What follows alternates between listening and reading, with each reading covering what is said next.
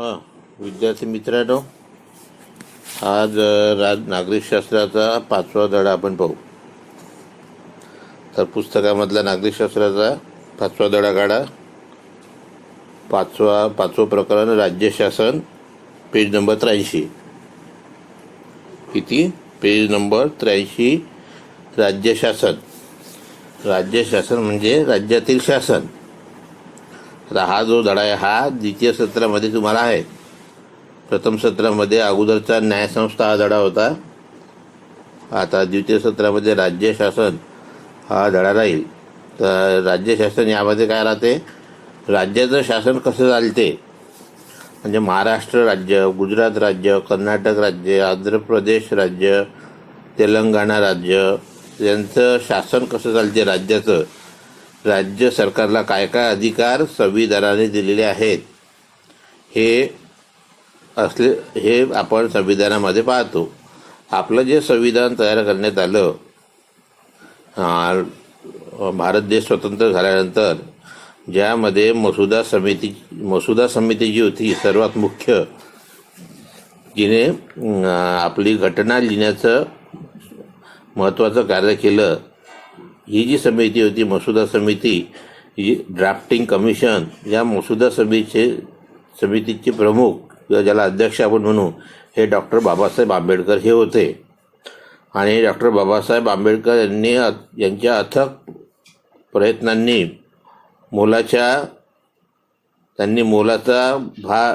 मोलाचं कार्य यामध्ये केलेलं आपण पाहतो. तर डॉक्टर आंबेडकर यांच्या अथक प्रयत्नांनी भारतीय संविधान हे जगातले एक उत्कृष्ट संविधान तयार झालेलं आपल्याला दिसते.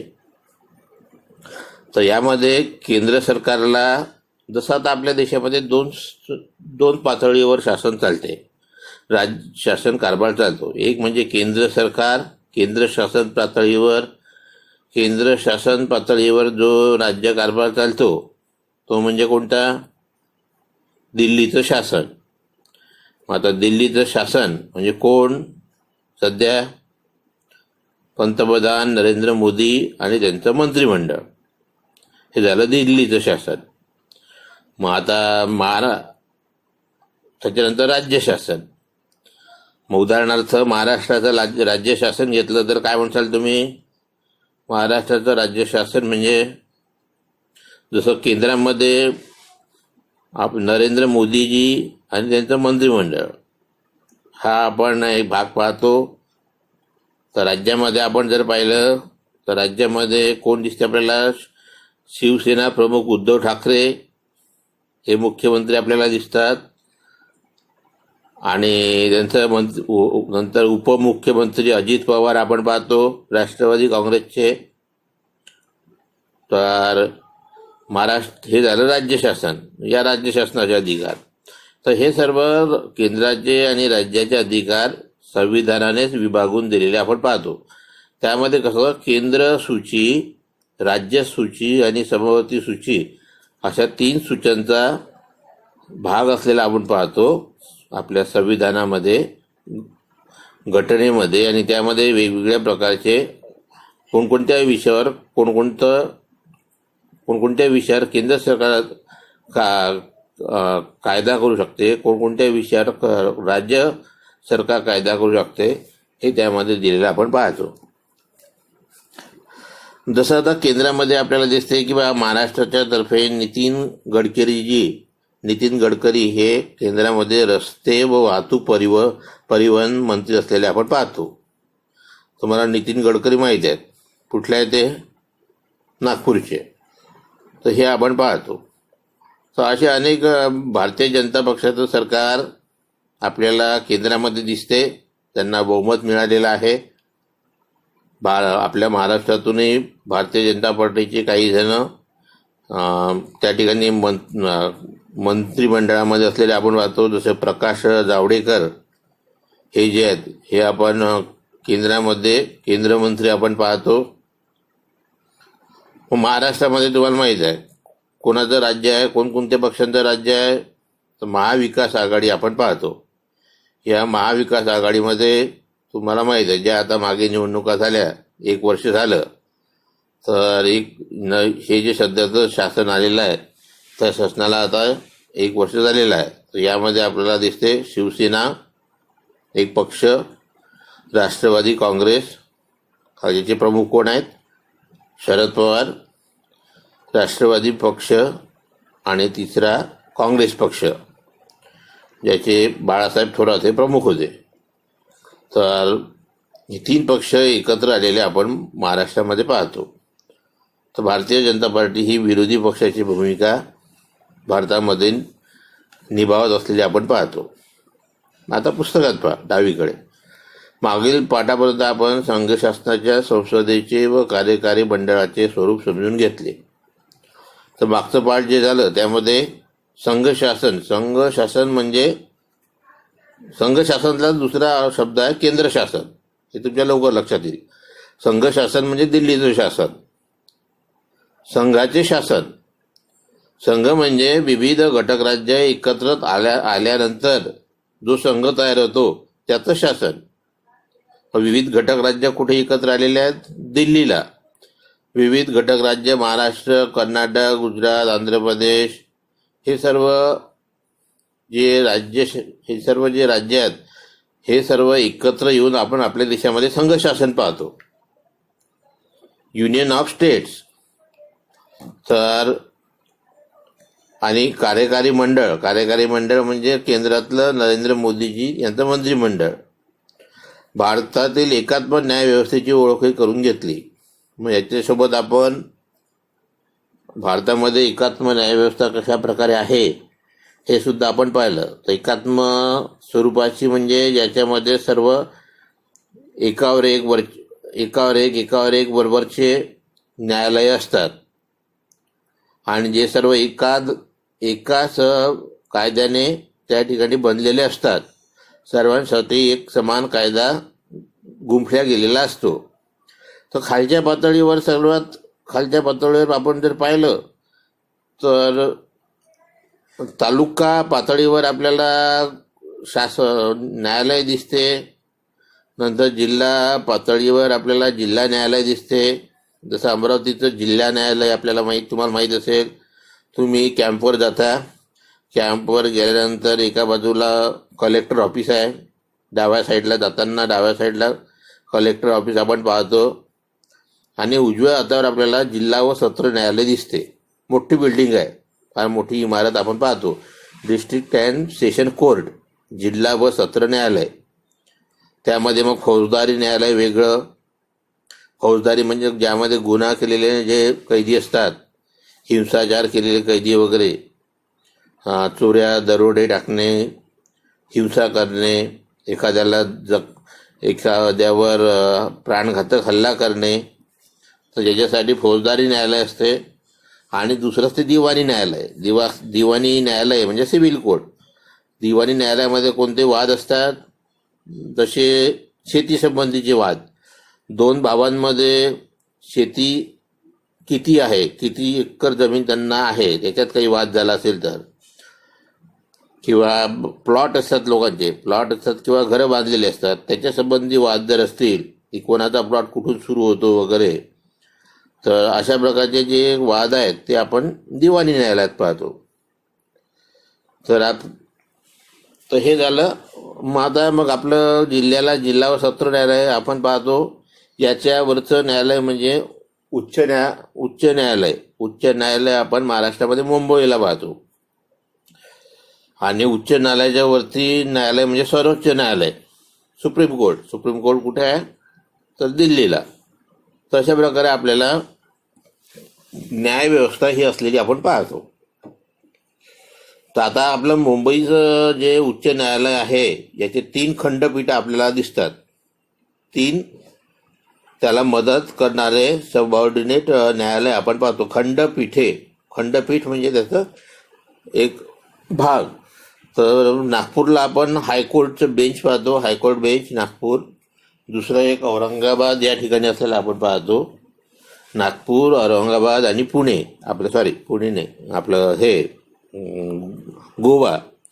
तर नागपूर, औरंगाबाद आणि गोवा या ठिकाणी 3 खंडपीठं असलेली आपण पाहतो. माझं पुस्तकात लक्ष द्या. संघराज्य व्यवस्थेत 2 पातळ्यांवर शासन संस्था कार्यरत असते. राष्ट्रीय पातळीवर संघ शासन तर प्रादेशिक पातळीवर राज्य शासन कार्य करते. समजलं? तर संघ राज्य व्यवस्थेमध्ये 2 पातळ्यांवर शासन कार्य करत असते. तर 2 पातळ्यांवर जर आपण पाहिलं तर राष्ट्रीय पातळी जी आहे, राष्ट्रीय पातळीवर म्हणजे केंद्रामध्ये संघ शासन असते, तर प्रादेशिक पातळीवर राज्य शासन असते. तर भारतात आपण 29 घटक राज्य पाहतो आणि त्यांचा कारभार हा त्यांच्या राजधानीच्या इथून चालत असलेला आपल्याला दिसतो. पार्श्वभूमी: भारताचा भौगोलिक विस्तार मोठा आहे आणि लोकसंख्येचे स्वरूपही बहुजिन्सी आहे.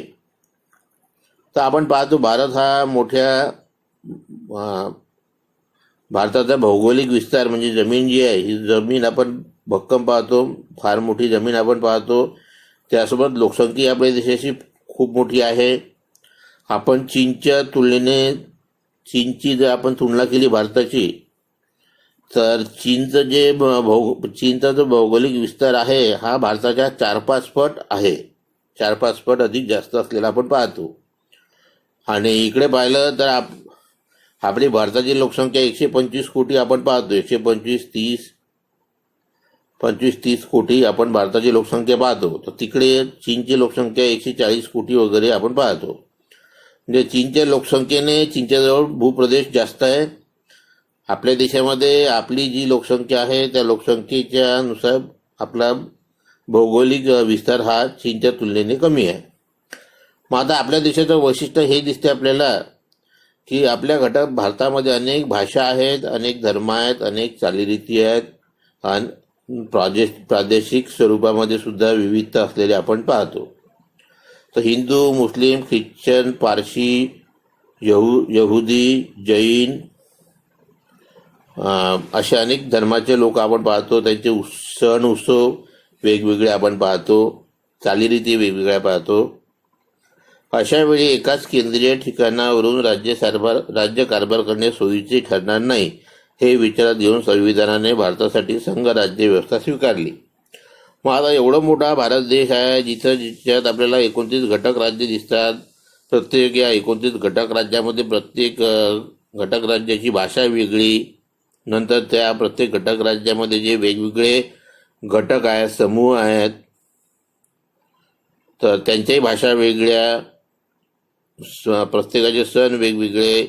तर या सर्वांसाठी एका ठिकाणाहून राज्य कारभार पाहणे कसं शक्यच नाही. म्हणजे दिल्लीवरून राज्य कारभार पाहणे हे म्हणजे अशक्यच काम आपण पाहतो. त्याच्यामुळे हे होणारच होतं की बा राज्य कारभार हा घटक राज्याची जी राजधानी आहे तिथून होईल, हे होणारच होतं. आणि त्यानुसार आपण पाहतो घटक राज्याची निर्मिती केल्या गेलेली आपण पाहतो, जेणेकरून राज्यांचा कारभार हा राज्याची जी राजधानी आहे तिथून व्हावा, ही बाब समजून यानुसार आपण एकंदर संविधानाने संघ राज्य व्यवस्था स्वीकारलेली आपण पाहतो. तर घटक राज्यांची निर्मिती ही भाषेच्या आधारावर निश्चित झाले. मग आता महाराष्ट्र आहे तर मराठी भाषिक, ज्या भागामध्ये मराठी भाषिक लोक जास्त आहे अशांचं कोणतं राज्य, तर महाराष्ट्र. मग महाराष्ट्राच्या बाजूला आपण गुजराती भाषा बोलणारे लोक आपण अहमदाबाद, सुरत, राजकोट, गांधीनगर, बडोदा या ठिकाणी पाहतो. म्हणून सुरत, अहमदाबाद, गांधीनगर, राजकोट या ठिकाणी आपल्याला गुजरात हे घटक राज्य दिसते. इकडे जर आपण तेलंगणाच्या भागात गेलो तर त्या ठिकाणी आपल्याला तेलुगू भाषा बोलणारे लोक दिसतात. त्यामुळे तिथे तेलंगणा आणि आंध्र प्रदेश असे 2 घटक राज्य आपण पाहतो. तर अशा प्रकारे भाषेनुसार आपल्या देशामध्ये प्रामुख्याने घटक राज्यांची विभागणी केलेली आपण पाहतो. भारतातील सर्वच घटक राज्यांच्या शासन यंत्रणेचे राजकीय स्वरूप सारखेच आहे. अपवाद जम्मू आणि काश्मीरचा आहे. तर जसं जम्मू आणि काश्मीरसाठी एक वेगळं कलम आपण पाहत होतो पहिले, ते कलम आता सध्या गेल्या काही दिवसांपूर्वीच रद्द करण्यात आलं आणि आता जम्मू काश्मीर या ठिकाणी निवडणुका झालेल्या आपण पाहतो. इथल्या प्रादेशिक पातळीवरच्या निवडणुकासुद्धा झालेल्या आपण पाहतो. तर सुरुवातीला जसं जम्मू काश्मीर यांना एक विशिष्ट दर्जा दिलेला होता, तर तो दर्जा आता केंद्र सरकारने काढून घेतलेला आहे. त्यांनाही सुद्धा बाकीचे जे घटक राज्य आहे त्यानुसार त्यांच्या समानता आणलेली आपण पाहतो. आणि जम्मू काश्मीर, लडाख यामध्ये विभागणी केलेली आपण पाहतो. या युनियन टेरिटरीज म्हणजे ज्याला आपण म्हणू की जसं केंद्र सरकारच्या अखत्यारीत असलेले हे आपण जे घटक राज्य तयार झालेले आपण पाहतो. तर महाराष्ट्राच्या संदर्भात आपण घटक राज्यांमधील शासन संस्थेचे स्वरूप समजून घेऊ. मग आता भारतात 29 घटक राज्य असली तरी विधानसभांची संख्या 31 आहे. कारण दिल्ली व पुदुच्चेरी हे येते दक्षिणेमध्ये. तर दिल्लीला आपल्याला तुम्हाला माहिती आहे दिल्लीला विधानसभा आहे. आणि पुदुच्चेरी हा जो केंद्रशासित प्रदेश आहे, केंद्रशासित प्रदेश म्हणजे युनियन टेरिटरीज. तर दिल्ली आणि पुदुच्चेरी हे जे केंद्रशासित प्रदेश आहे या ठिकाणी विधानसभा असलेल्या आपण पाहतो. तर राज्य शासनाचे विधिमंडळ केंद्रीय पातळीवरील संसदेप्रमाणे राज्य शासन पातळीवर प्रत्येक राज्याचे विधिमंडळ आहे. तर केंद्रामध्ये सेंट्रल गव्हर्नमेंट जे आहे, सेंट्रल गव्हर्नमेंटमध्ये आपल्याला बीजेपीचं शासन दिसते, भारतीय जनता पक्षाचं शासन दिसते. कारण भारतीय जनता पक्ष बहुमताने निवडून आला आणि मग त्यांचं शासन पूर्ण भारत देशावर चालत असलेलं आपण पाहतो. तर त्यामध्ये नंतर प्रत्येक घटक राज्यामध्ये राज्य पातळीवर शासन चालत असलेलं आपण पाहतो. दिल्लीची जी विधानसभा आहे त्यामध्ये आम आदमी पक्ष जो आहे, हा आम आदमी पार्टी हा पक्ष निवडून आला आणि अरविंद केजरीवाल हे त्या ठिकाणी मुख्यमंत्री असलेले आपण पाहतो. मग आता प्रत्येक राज्याचे विधिमंडळ आपण पाहतो. केवळ सातच राज्यातील विधिमंडळ 2 सभागृहांचे आहे. तर इतके 29 घटक राज्य जरी असले तरी फक्त 7च घटक राज्य असे आपण पाहतो की ज्या ठिकाणी 2 सभागृह आहेत. 2 सभागृह म्हणजे कसं, विधानसभा हे एक सभागृह प्रत्येक ठिकाणी असणे कंपल्सरी असते. कारण त्यामध्ये जनतेचे प्रतिनिधी नागरिक स्वतः निवडून देत असतात. आणि विधान परिषद जी आहे, दुसरं सभागृह हे असलंच पाहिजे हे काही त्या ठिकाणी आवश्यक नसते. एकतर कायदा करून त्या ठिकाणी विधान परिषद हे सभागृह तयार सुद्धा करता येते, किंवा त्याची आवश्यकता वाटत नसेल, विनाकारण पैसा त्याच्यावर खर्च होत असेल आणि काही विशेष मोलाचं कार्य त्या विधान परिषदेचं आवश्यक वाटत नसेल, तर त्या ठिकाणी विधान परिषद ही रद्द सुद्धा करता येते. तर त्यानुसार जे प्रतिनिधी आपण निवडून देतो, आमदार सर्व, त्या आमदारांच्या याच्यावर विधान परिषदेचं अस्तित्व हे आपण पाहतो. मग आता महाराष्ट्राचे विधिमंडळ यामध्ये 2 भाग असतात, 2 परिषदा आपण पाहतो. जसं महाराष्ट्रात विधानसभा आणि विधान परिषद हे 2 सभागृह आपण पाहतो. तर विधानसभा म्हणजे लेजिस्लेटिव्ह असेंब्ली आणि विधान परिषद म्हणजे लेजिस्लेटिव्ह काउन्सिल. मग आता जसं विधानसभेसाठी आपण जे सदस्य निवडून देतो त्यांना आमदार असं आपण म्हणतो. तसं आपल्याला दिसते की रवी राणा यांना आमदार म्हणून आपण निवडून दिलेलं आहे. नंतर दिल्लीला सुलभा खोडके यांना आमदार म्हणून सुलभा खोडके यांना सुद्धा आमदार म्हणून निवडून दिलेलं आपण पाहतो. नंतर नवनीत कौर राणा यांना आपण खासदार म्हणून मेंबर ऑफ पार्लमेंट म्हणून निवडून दिलेलं आपण पाहतो आपल्या भागातून. तर महाराष्ट्र विधिमंडळाचे पहिले विधानसभा जी आहे हे विधानसभेचे पहिले सभागृह असून त्यांची सभासद संख्या 288 असलेली आपण पाहतो. अँग्लो इंडियन समाजास पुरेसे प्रतिनिधित्व नसेल तर राज्यपाल त्या समाजाचा एक प्रतिनिधी विधानसभेवर नेमतात. मग अँग्लो इंडियन म्हणजे ज्यामध्ये एक असं कुटुंब असेल, ज्या कुटुंबामध्ये एक व्यक्ती जर दुसऱ्या देशाचा असेल आणि एक व्यक्ती जर भारतीय असेल, भारतीय नागरिकत्व असलेला असेल, तर त्यांना अँग्लो इंडियन समाज असं म्हणतात. तर त्या समाजाचं जर पुरेसं प्रतिनिधित्व विधानसभेत नसेल तर राज्यपाल एका व्यक्तीचा एक प्रतिनिधी विधानसभेवर पाठवतात. नंतर अनुसूचित जाती, अनुसूचित जमाती यांच्यासाठी काही जागा राखीव असतात आपण पाहतो.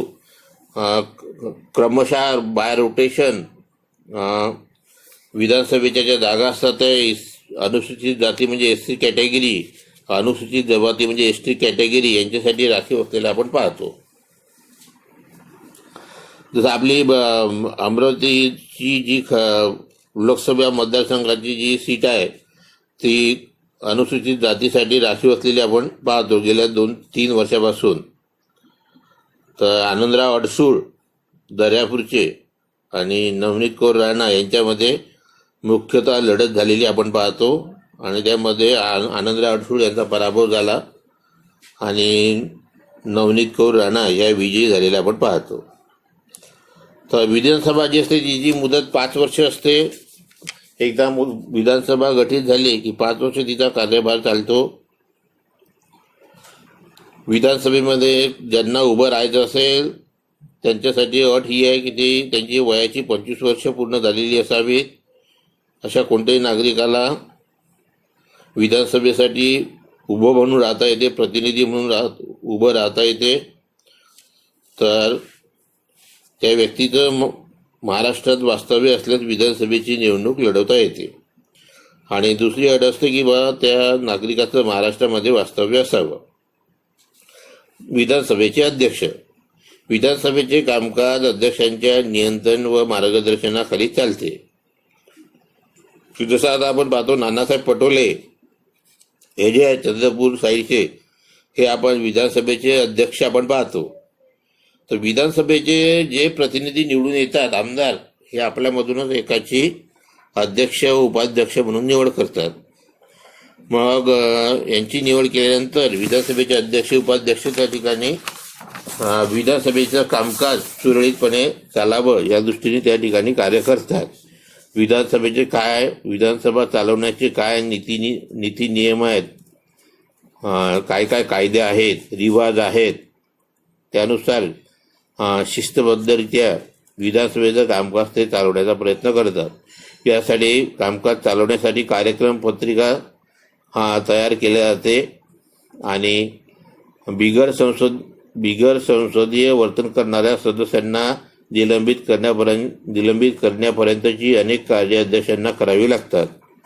यासोबतच एखादा आमदार जनतेचा प्रतिनिधी जर त्या ठिकाणी नियमानुसार शिस्तीत वागत नसेल, त्या ठिकाणी विधिमंडळामध्ये विधानसभेत जर आरडाओरड करत असेल, आक्षेपार्ह विधान करत असेल, तर त्या व्यक्तीला त्या ठिकाणी सभागृहामधून निलंबित करण्याचं कार्यसुद्धा विधानसभेचे अध्यक्ष करत असतात. ज्यावेळी विधानसभेचे अध्यक्ष हे नसतात, सुट्टीवर गेलेले असतात, त्यावेळी उपाध्यक्ष हे त्यांची जबाबदारी पार पडतात. तर महाराष्ट्रात विधिमंडळाची वर्षातून कमीत कमी 3 अधिवेशने होतात, हे आपण पाहतो. तर अर्थसंकल्पविषयी एक अधिवेशन होते, नंतर एक पावसाळी अधिवेशन होते जे मुंबईला होते आणि हिवाळी अधिवेशन जे आहे ते नागपूरला होत असलेलं पाहतो.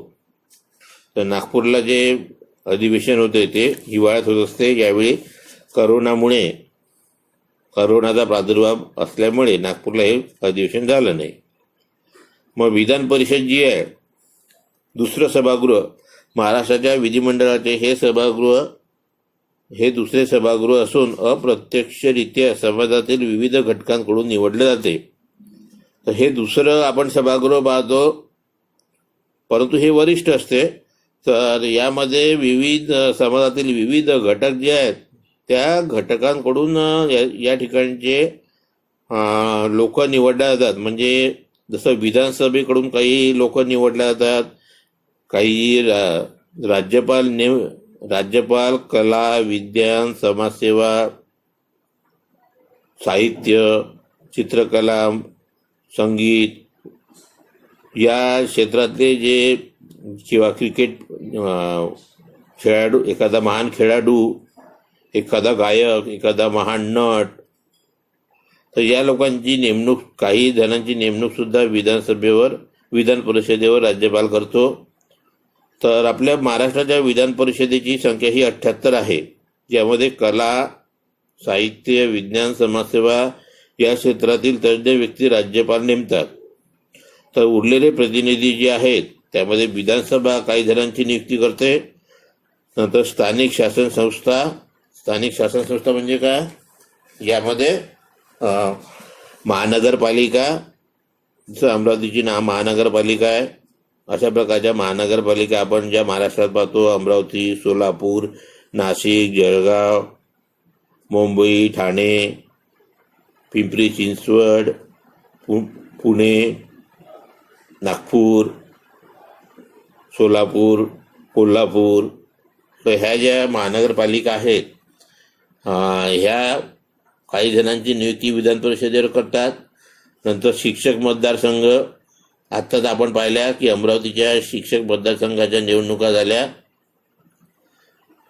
नंतर पदवीधर मतदारसंघ, जे लोक ग्रॅज्युएट आहेत ते ग्रॅज्युएट लोक, पदवीधर म्हणजे ग्रॅज्युएट असणे, ज्यांनी BA, BCom, BSc पदवी घेतलेली आहे आणि नाव नोंदलेलं आहे, रजिस्ट्रेशन केलं आहे, त्यांना मतदानाचा अधिकार असतो आणि त्या स्वरूपातला एक व्यक्ती उभा राहिलेला असतो. शिक्षक मतदारसंघ म्हणजे ज्याचे नाव नोंदलं गेलेलं आहे आणि तो शिक्षक म्हणून ज्याचे जे काही नियम असते त्याच्यात तो बसत असेल त्याला मतदानाचा हक्क असतो.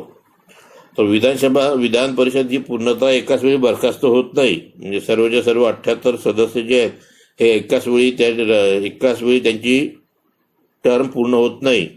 तर दर 2 वर्षांनी 1/3 सभासद त्या ठिकाणी रिटायर होतात, 2/3 सभासद निवृत्त होतात आणि तेवढ्याच जागांसाठी पुन्हा एकदा निवडणुका होत असलेल्या आपण पाहतो. तर अशा प्रकारे विधान परिषदेचं कामकाज चालत असलेलं आपण पाहतो. तर विधान परिषदेला कारभार जो पाहणारा व्यक्ती जो असतो त्याला सभापती असं म्हणतात. सभापतीच्या नियंत्रणाखाली, देखरेखीखाली, त्यांच्या मार्गदर्शनाखाली विधान परिषदेचं कामकाज चालत असते. ज्यावेळी सभापती नसतो, गैरहजर असतो, त्यावेळी त्याच्या अनुपस्थितीत उपसभापती जो आहे हा त्या ठिकाणी कार्य करत असलेला आपण पाहतो. ठीक आहे, पुन्हा आजच्या पिरियडला इथपर्यंत घेऊ. नंतर मग पुढच्या पिरियडला इथला बराचसा भाग मी तुम्हाला समजून सांगितले होता. आता पुढच्या पिरियडला मग महाराष्ट्राचं कार्यकारी मंडळ कशा प्रकारे कारभार करते हे आपण पाहू. ठीक आहे, तर तुम्ही होमवर्क सुरू करून द्यायचं. रिकाम्या जागा तक्ता पूर्ण करा, एवढा भाग पूर्ण करून ठेवा. याच्यातला बराचसा भाग मी शिकवलाही होता तुम्हाला, बाकीच पुढच्या पिरियडला मी सांगेन. विद्यार्थी मित्रांनो, आज नागरिकशास्त्राचा 5वा धडा आपण पाहू. तर पुस्तकामधला नागरिकशास्त्राचा 5वा धडा काढा. पाचवं प्रकरण राज्यशासन, पेज नंबर 83. किती? Page number 83. राज्यशासन म्हणजे राज्यातील शासन. आता हा जो धडा आहे हा द्वितीय सत्रामध्ये तुम्हाला आहे. प्रथम सत्रामध्ये अगोदरचा न्यायसंस्था हा धडा होता. आता द्वितीय सत्रामध्ये राज्यशासन हा धडा राहील. तर राज्यशासन यामध्ये काय राहते, राज्याचं शासन कसं चालते, म्हणजे महाराष्ट्र राज्य, गुजरात राज्य, कर्नाटक राज्य, आंध्र प्रदेश राज्य, तेलंगणा राज्य यांचं शासन कसं चालते राज्याचं, राज्य सरकारला काय काय